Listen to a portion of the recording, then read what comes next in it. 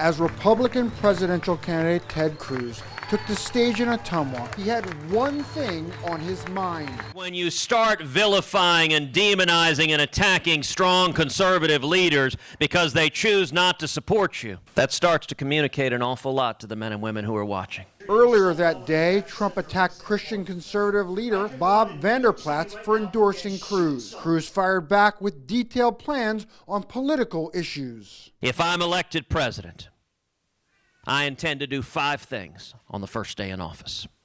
The first thing I intend to do is rescind every single illegal and unconstitutional executive action. Second thing I intend to do is direct the U.S. Department of Justice to open an investigation into Planned Parenthood. Third thing I intend to do is direct the U.S. Department of Justice that the persecution of religious liberty ends today. Fourth thing I intend to do is rip to shreds this catastrophic Iranian nuclear deal. And the fifth thing I intend to do is begin the process of moving the American embassy in Israel to Jerusalem. He also detailed some additional plans for us in a more private atmosphere. For example, the Waters of the United States rule is an oppressive rule trying to seize 97% of the farmland in Iowa and make it subject to federal regulation.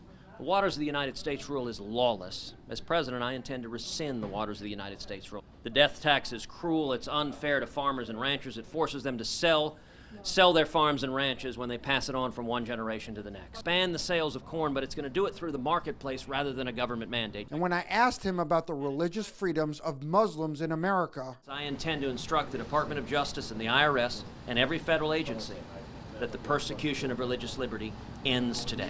and that includes Islamic? It includes all religious liberty. Now he's hoping he gets the chance to enact those policies. Reporting in Ottumwa, Jefferson Tyler, KYOU, Fox 15 News.